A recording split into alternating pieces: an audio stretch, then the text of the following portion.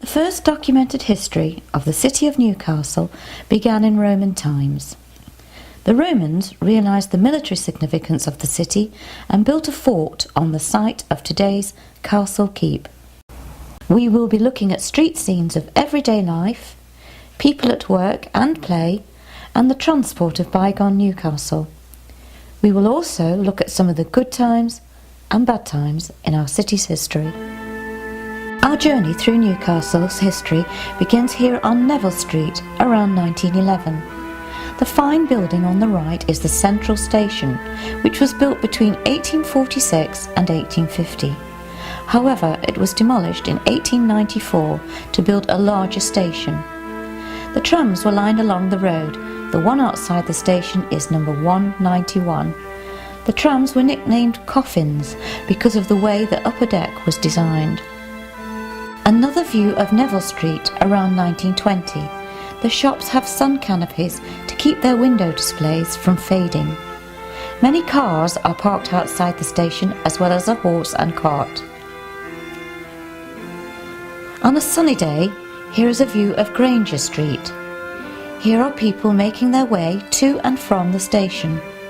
A lady with a large suitcase gazes into a shop window, perhaps keeping an eye on the church clock before making her way to a train to take her to her destination. The church is St. John's, built around the 15th century. Quaint corner around 1900, once an open sewer but paved over in 1696. The shopkeeper has stepped outside to chat to women sitting on the stone steps. Another woman climbs the steps with her shopping basket. The children who don't have shoes wait patiently for their mothers. This is the side around 1910. This street was renowned for its great trade and commerce with many goldsmiths. Horse and carts make their way up and down this long cobbled street. To the right of the picture you can see C. Lowry's hairdressing salon. The children in this picture take an interest in the photographer, despite the fact they are standing in the middle of the road. Sand Hill around 1908. Looking at this picture makes you feel as though you could just step into the cafe and cocoa rooms. This belonged to Surtees House, the wine and spirit merchants. The General Post Office and GPO Telephone Exchange on St. Nicholas's Street around 1904. You can make out the building next door, and this was the post office buffet. A young boy is pushing a cart, quite a common sight back then. Mosley Street and St. Nicholas's Square, where stands the monument of Queen Victoria, which was unveiled in 1903. On the left of the picture is the Town Hall, built in 1858, which housed not only the corporation officers, shops and officers, but also the corn market. The hall was demolished in 1970. Newgate Street, leading to the big market around 1912. The Waverley Hotel is adjacent to the Adelaide Inn. Nearby is Hepworth's shop, who are holding a great sale, and so are Tyler and Sons. Blackett Street around 1915.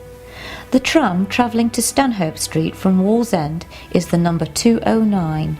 This was on Route 5. New housing, elegantly built, came when improvements were made in 1824. The street was named after the Mayor of Newcastle, John Erasmus Blackett.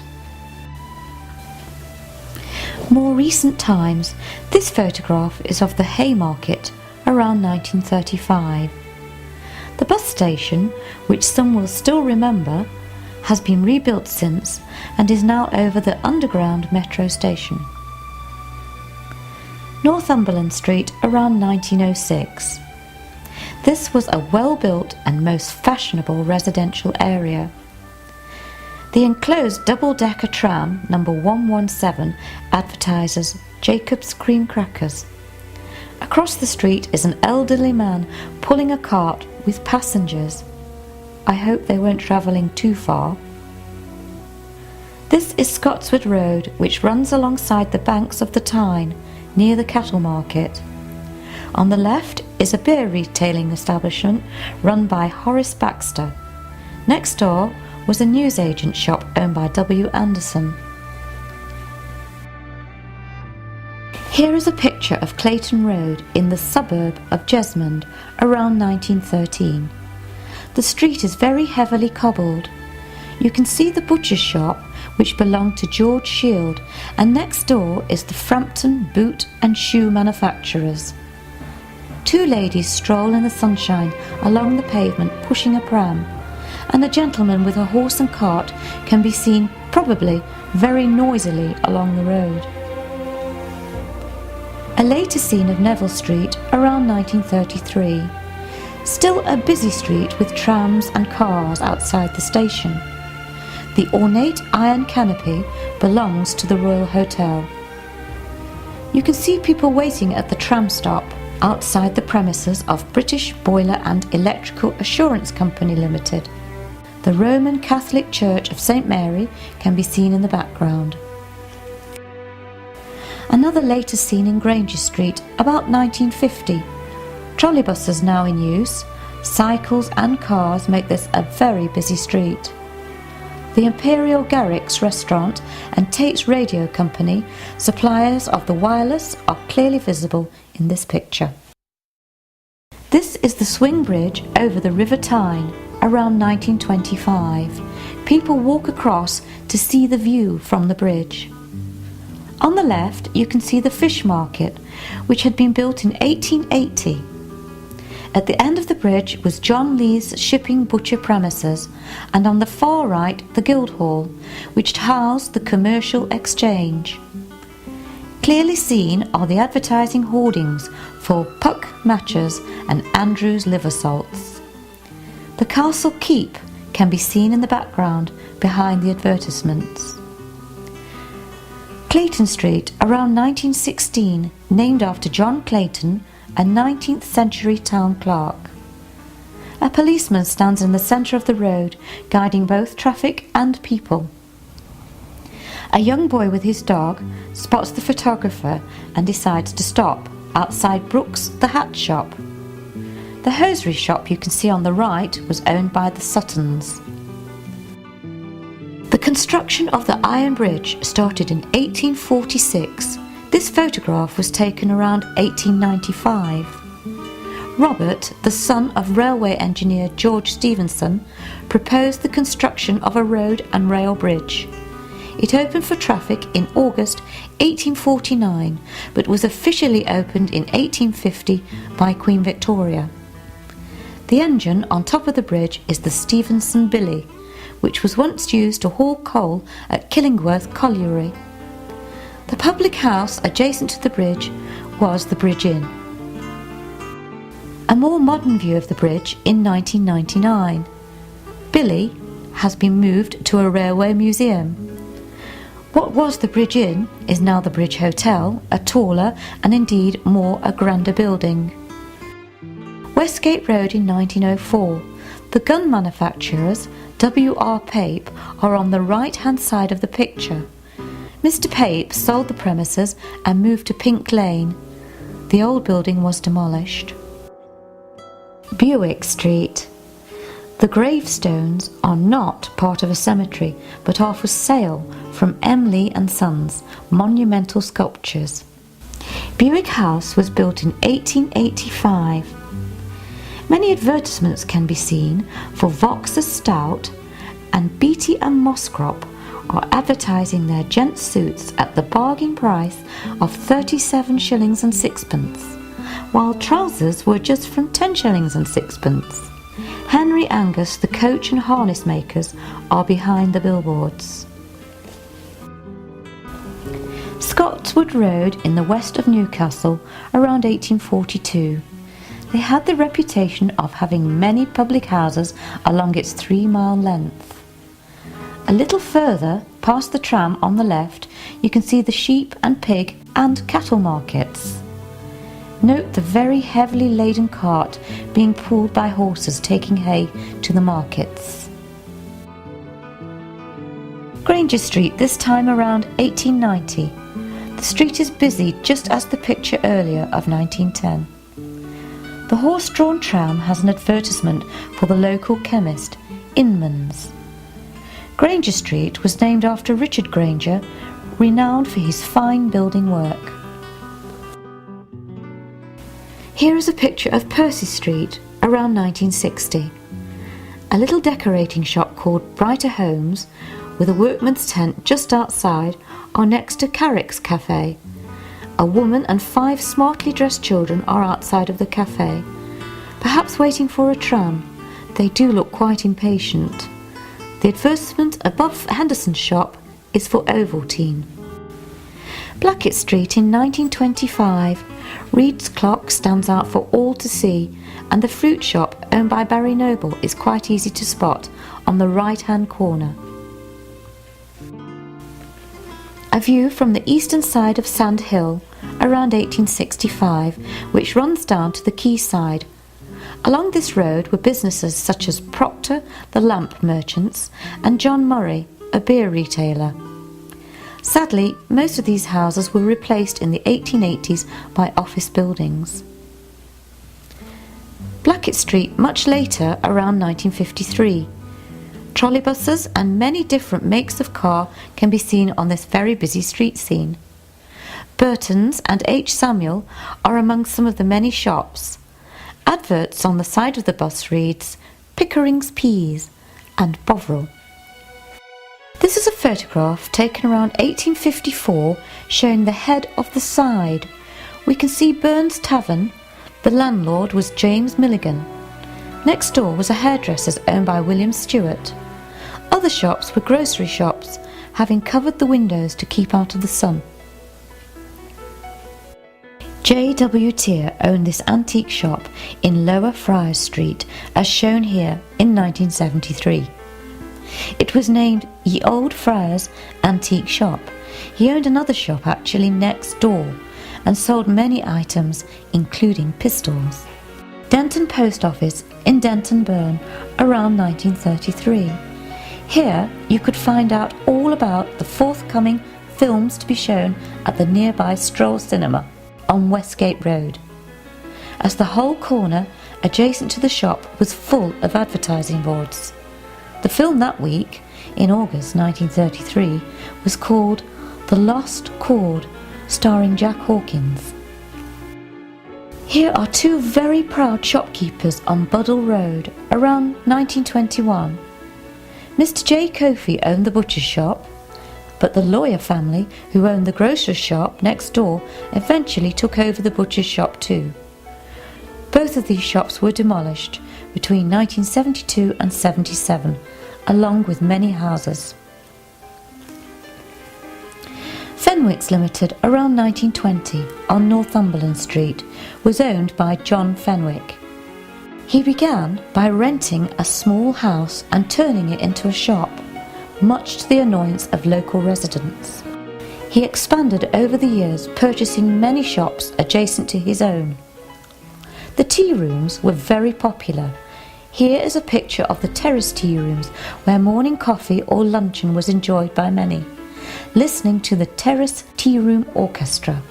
It was described in the 1920s as a gay meeting place, which of course meant happy. Mrs. Marley, wardrobe dealer on Welbeck Road. This picture was taken around 1912. Mrs. Marley ran a second-hand clothes shop catering for the working class people. Most shops of this period had accommodation above the shop premises. It would be very exciting to step back in time for a rummage through all those old costumes. A scene in the 1960s of Newgate Street. The white cross in the road is where a structure of a cross stood. Later, a mini island was built, and the white cross stands in the middle, made of white pebbles. W. F. Scott, the ship lamp maker and tin plate worker, was situated on the quayside, next door to the public house, Gilroy Spirits Vaults, which later became the New Sun Inn. The soapworks were situated behind the pub. Looking closely at the picture of the ship lamp makers, It seems the staff are outside, divided into girls left, boys right. Perhaps a lunch break in the sunshine. A few shops in the 1970s on Jesmond Road. Dewhurst the Butchers are situated opposite the zebra crossing, next door to Lloyd's Bank, which was having repairs done at this time. Here we see H. Siger and Son, the high-class tobacconist, on the corner of Clayton Street and Pink Lane in 1960. The shop's canopies are pulled down over the very full window display. Big market around 1958, stalls and barrows selling fruit and veg, goes back as far as the Norman times and was indeed the city's oldest market. It was renowned for its friendly and chatty store holders. Of course it has gone now, making way for several trendy bars. It's now a very lively area. Around 1966, the old Green Market at the top of Nunn Street. You could purchase homegrown vegetables, fruit and flowers at very reasonable prices. Another market on Newcastle's quayside. This was just a Sunday market and in the open air. The butchers inside the Granger Market are all at the front of the shop, looking very smart for their photograph, with their produce finely displayed. They are advertising Christmas hams. W. H. Smith's, which was situated in Beaconsfield around 1922, selling stationery, maps, guides and newspapers. Bargains on Paddy's Market at the quayside. The lady selling second-hand clothes and boots looks as though she'd not be prepared to barter. Buy it or leave it, I'd say. Dog Bank in 1934. This street was abundant with shops, houses and inns. Eventually the area became derelict and left for several years. Later, in the 1960s, new houses were built, trees planted, all to bring it back to a habitable area. Another view of the quayside before 1854. A horse and cart is standing outside the R.T. Allen's Low Crane public house, waiting for his master to appear. In this scene you can see the premises of P. Wheatley, a butcher's shop, and Menzies Hall, a drapery. Above the shops are offices belonging to merchants and shipbrokers. On the left of this photo is M. Young and Sons, the watchmaker's shop, established in 1782. The shop advertises a sale on its many different designs of watches and clocks. Two gentlemen have stopped in the centre of the road to watch the photographer at work. The shop here is on the Cloth Market, Middle Street, in 1827.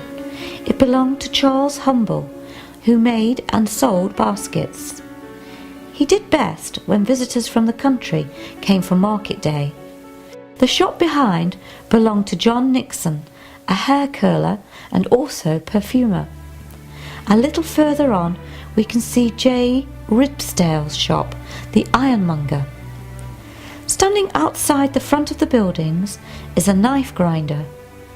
These buildings were demolished in 1863.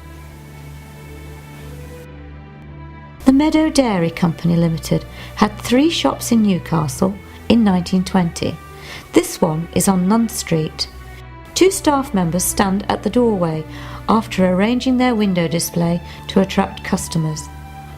A £4 lump of nut margarine would cost you 2 shillings and sixpence and was delicious on toast, apparently.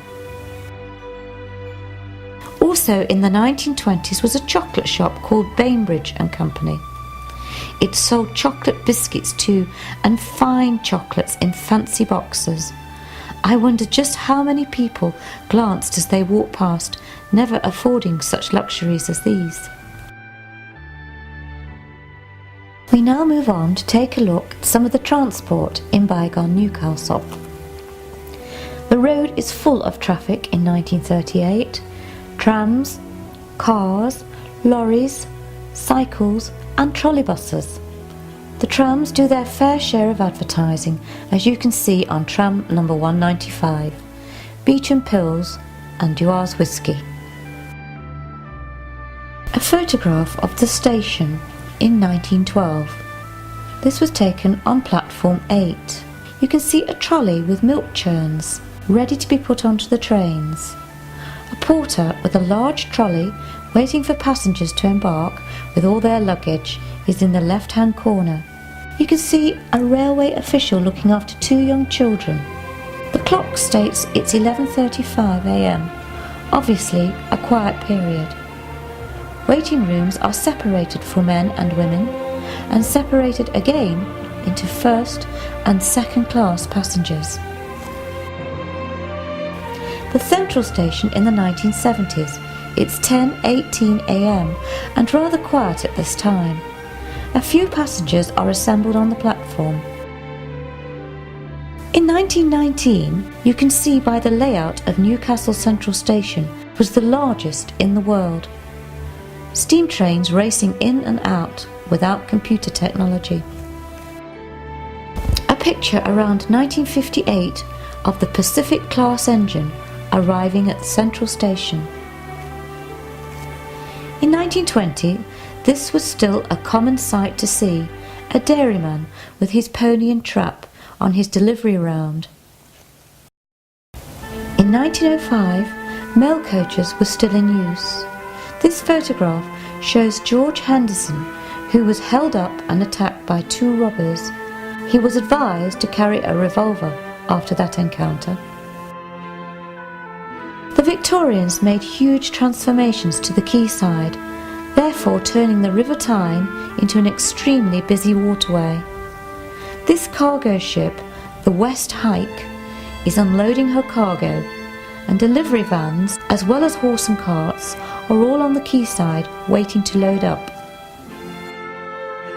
This ship, the Aquitania, was built by John Brown and Company, Clydebank, and was launched in 1913. This photograph was taken around 1919. For her first voyage, she was converted into an armed merchant cruiser by the government during the First World War, and later as a hospital ship, until the Second World War, when she once again became a troop ship. She was known as the Ship Beautiful, had travelled 3 million miles and carried 1,200,000 passengers across the Atlantic over 470 voyages. It's 1950 and trolleybuses had taken over from the trams in about 1935. It's the number 33 on Osborne Road, its destination to Denton Road terminus. This particular vehicle was used up until 1966, being sent to the Breakers Yard in Bingley. This shop was opened in Newbridge Street by Jack Adams around 1927. BSA bikes are advertised in the shop windows and the doorways. The slogan reads, "Ride a BSA and get there." Bicycles were on display outside and not chained or secured in any way. The salesman is showing a gent a bicycle just inside the shop, a basket attached to the rear for shopping convenience or as a delivery bike. Here in August 1962, the Weights and Measures inspectors are at Bentville Oval Service Station. The self-service style filling station was becoming more the norm, but I think petrol attendants were so much more appreciated by the public. The Biker bus depot in 1948, a new tyre to be fitted before this bus can go picking up passengers on its usual route. Linking Gosforth and the city centre was the Blue Express bus. Business people often use this transport instead of the train. What a lot of solemn faces aboard the charabanc, about to set off from the pub Polly Charlton's on Clumber Street to the seaside. Maybe the photographer kept them waiting. A trial flight for the Norseman aeroplane about to leave Newcastle Airport in 1937. A photo taken around 1985 of Newcastle Airport. It looks like a scene from the Antarctic. We now take a look at pictures of the workplace to see how the men and women of Newcastle made this city into an industrial success. We begin with these ladies seen here in the soap factory around 1898. The factory was owned by Thomas Hendley. He named his soap Fairy. This soap was only purchased by the affluent, but is now commonplace in most homes in liquid form. Newcastle Corporation were empowered by a parliamentary bill in 1899 to lay 21 miles of new tracks, as well as install electric overhead wires ready for the first electric trams.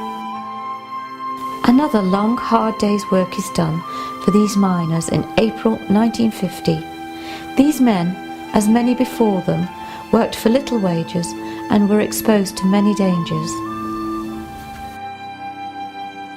This was Mitchell's Lower Walker shipyard around 1857. The workers and their manager posed for this photograph briefly. Also around the same period, about 1857, you can see Armstrong's Elswick Works. Once again, workers and senior managers all take time out to pose for the photograph. The men are building a prefabricated bridge for the East India Railway Company. Tools in hand, tailors are seen here working on ladies' gowns.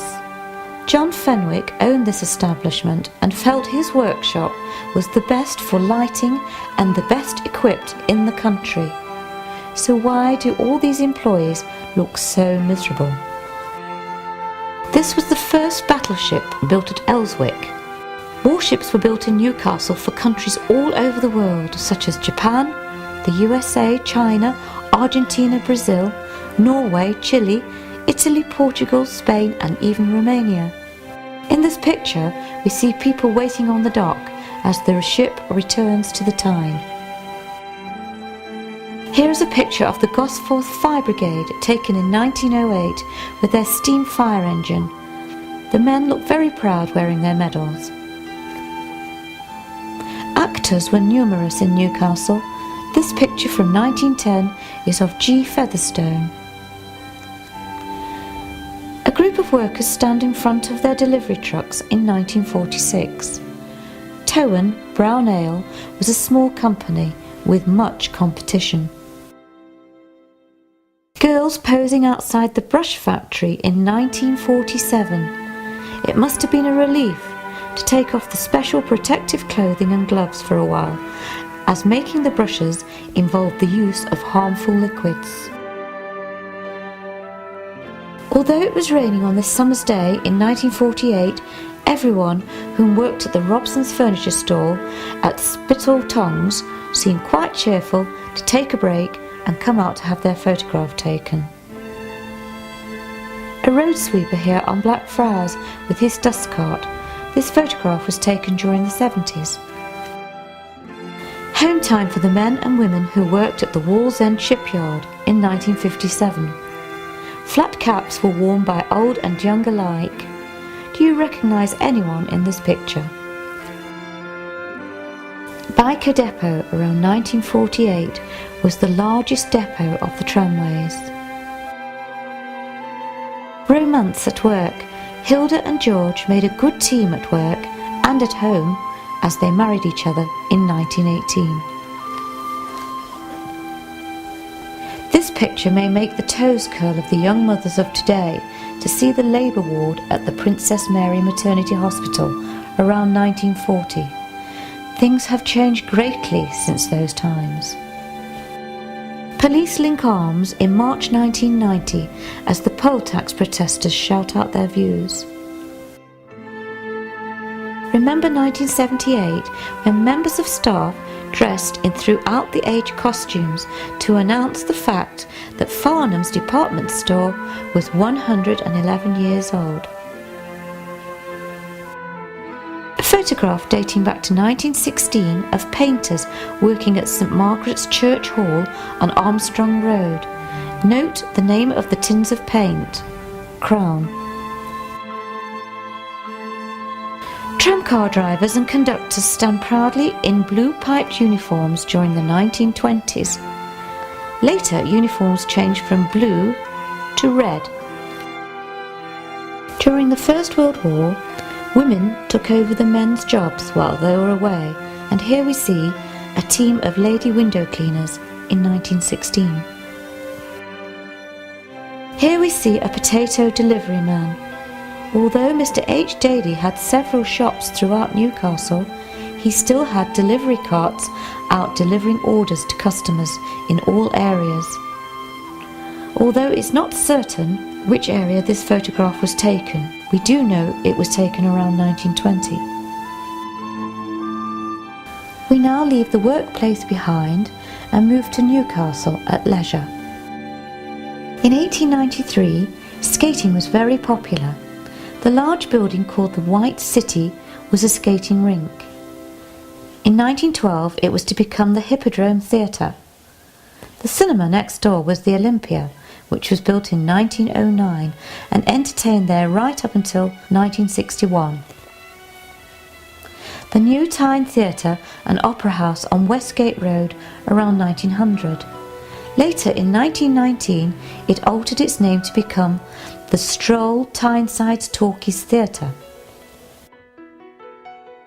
Here is a photograph in 1907 of the Newcastle United team. In that season, Newcastle United were the league champions. However, they did lose the FA Cup final at Crystal Palace. Much interest seen here at Gosforth Park in July 1911. Although J. Valentine did a dramatic takeoff in windy conditions, it was a Frenchman who collected the £10,000 prize money for the air race that was donated by the Daily Mail. One of the great golfers of his age in 1914, James Douglas Edgar, pictured on the left, won many tournaments around the world. He died in 1921 on a visit to Atlanta. It was said that the circumstances of death were mysterious. The Hoppings visited Town Moor annually. This scene is from 1924. When World War II broke out, the fair ceased visiting. However, in 1947 it began again. It was very large, covering between 28 and 30 acres of land. So much to see and do. Every child must have been so excited to know the fair was coming each year. Earlier we talked about the department store Fenwick's and the delightful tea rooms where you could listen to the Fenwick's Terrace Tea Room Orchestra. And here they are in 1930. Heaton Park in August 1932. Everyone looks very intense on the game of giant drafts. It seems it was strictly a man or boys game. Although it's August, everyone's wearing coats and hats. Tynedale scrum half Simon Clayton Hibbert breaks from a maul, playing against Gosforth in the semi-cup final in 1989. What a letdown, pouring rain in June, but it hasn't deterred the crowd who have come to watch the horse racing at Gosforth Park. The Village Starlights Junior Jazz Band at Scotswood in 1974. Margaret Davison is seen here at the front of the picture, showing the band's many prizes. Many historical pageants were produced in Newcastle, this one in the 1930s. A lot of thought and effort would have been put into this. Dressing in costume again, this time it's Rag Week and it's 1967, photographed here on Granger Street. Although not a warm day, the ladies on the float appear to be wearing very little. The public swimming baths were built in 1838 at Ridley Place on Northumberland Street. It cost £9,500 to build. It was hoped that the poor might use the plunge bath facilities to improve hygiene, However, it seemed that the lower classes spent more of their time in the public houses. This photo was taken during the 1950s. Ladies all wore swimming caps to save their permed hair becoming wet. John Edward Thompson Milburn signed up for Newcastle United in 1943. He made his debut in 1946 against Millwall. He was later coach and manager. He was better known as War Jackie. A scene across the boating lake to the Science Museum in 1954. An exhibition was once held here to celebrate Queen Victoria's Jubilee. Spectators came to watch the open jumping competition, which involved over 30 riders, held at Town Moor. It was an extremely popular event.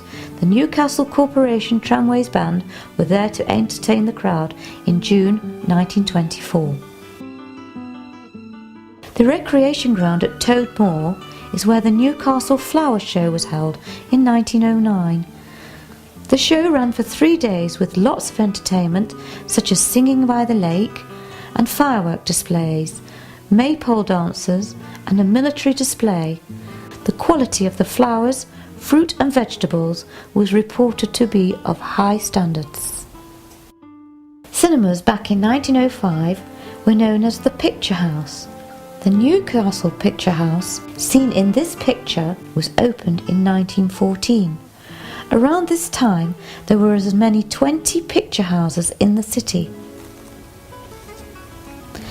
The Theatre Royal on Grey Street, around 1910. Newcastle's first Theatre Royal was in Mosley Street and built in 1788. However, it was demolished in 1836 due to the redevelopment of the town.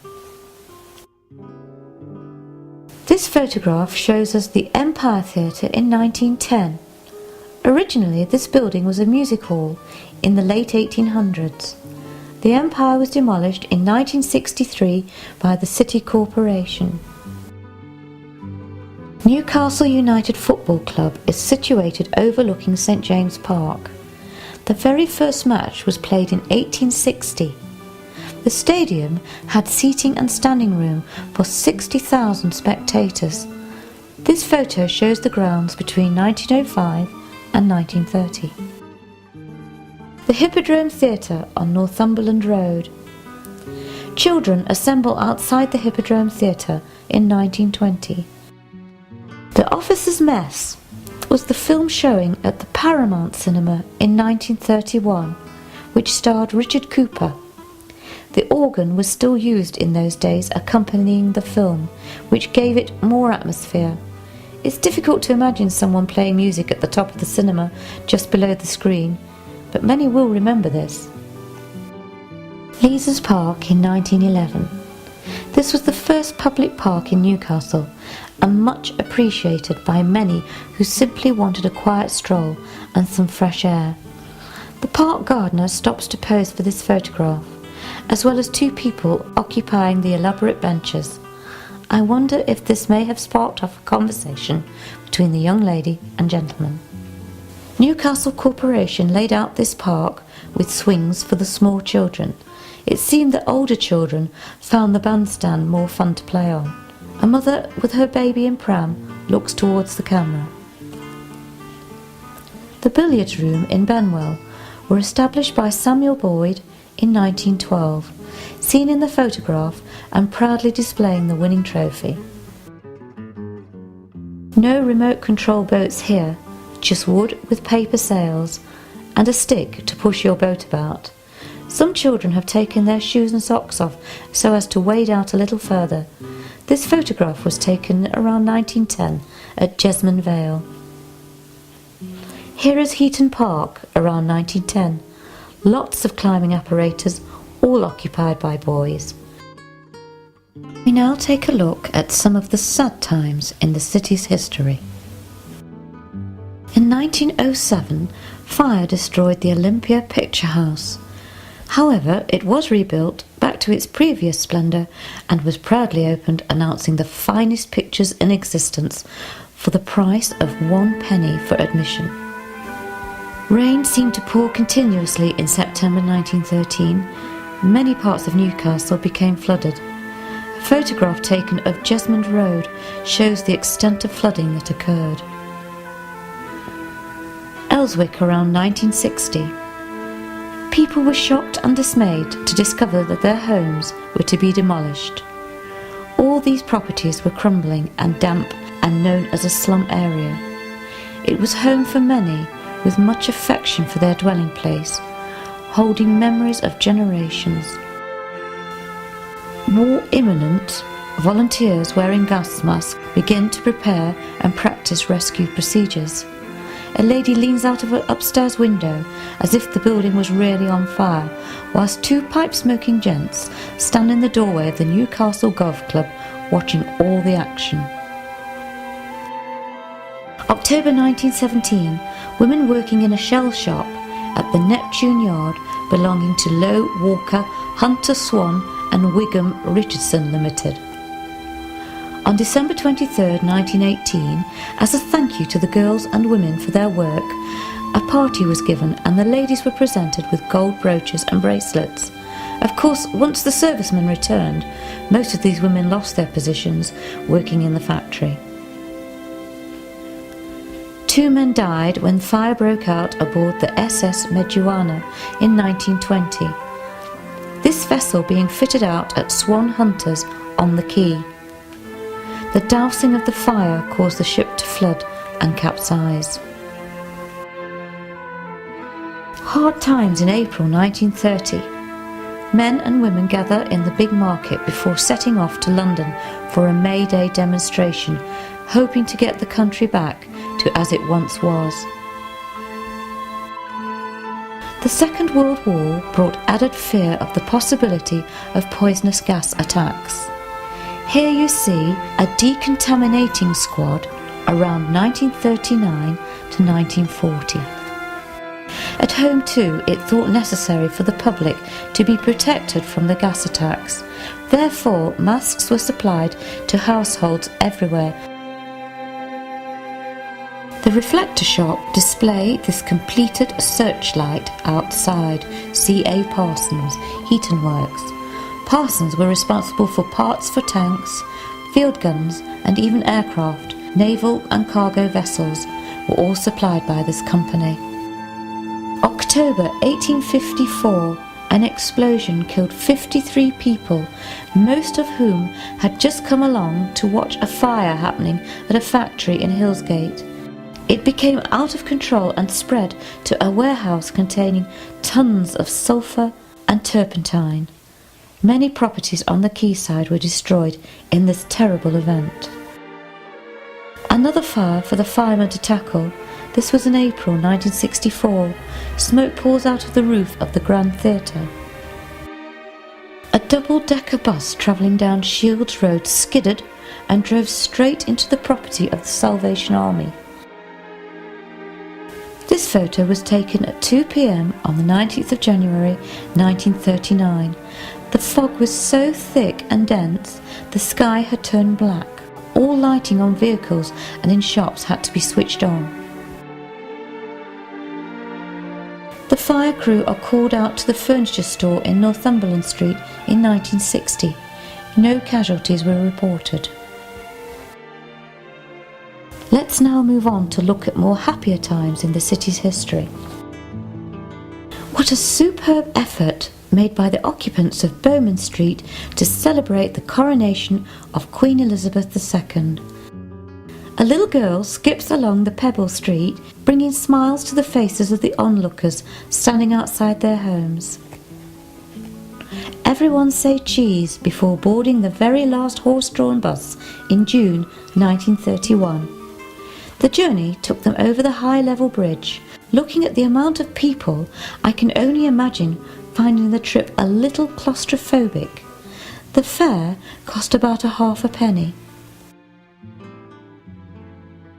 King George V and Queen Mary at the grand opening of the Tyne Bridge on October 10th, 1928. Police on horseback keep the crowds at a distance. The 60s produced many famous pop groups. The animals were very popular, originating from the northeast. This unknown budding drummer at an audition in 1963. Did he make it? Is he watching this video? Arriving by plane, George Best, seen here in 1984, visiting Newcastle to shoot a scene from the children's TV show Supergran. Jimmy Nail, not only famous for the TV programme At Vida Zane Pet, but 2 other series and a few songs which hit the pop charts. And where else would you make the TV series When the Boat Comes In? And who better to act the leading part than James Bolan? James was born in Sunderland but was an adopted Geordie. It's 1906, celebrations again for the visit of King Edward VII. People have decorated the streets and stand hoping to catch a glimpse of His Royal Majesty. During his visit that year, King Edward attended the grand opening of the Royal Victoria Infirmary to commemorate the Diamond Jubilee of Victoria in 1897. 80,000 people attended the launching of the Mauretania in September 1906. It was the Tyne's largest ship and the fastest liner to cross the Atlantic. The sun came out just as the royal train arrived at 5 p.m.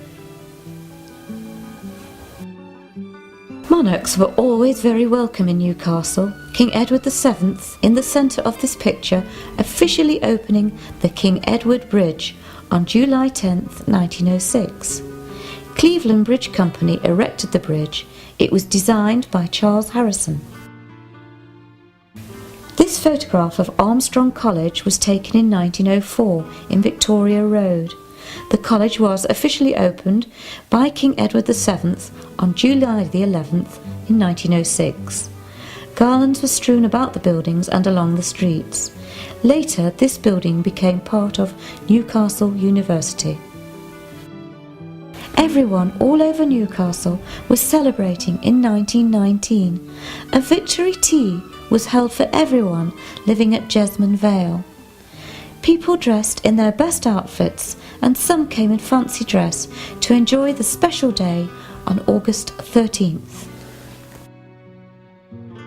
Not a celebration, but a happy memory of children plodging at the lake on Elswick Park on a sunny day in 1909. For anyone watching this who isn't from Newcastle, plodging means paddling. 1937, a celebration and heartfelt greetings, all for George VI on his coronation. Traffic has come to a standstill whilst crowds spill out over the pavements, all in jubilant spirits. Newcastle United returned home as heroes in 1951 as FA Cup winners, beating Blackpool 2-0. They were greeted in Geordie fashion as people lined Blackett Street to give them a fantastic welcome home. We now come to the end of our journey through Newcastle's past in pictures. We hope that you have enjoyed your trip down memory lane.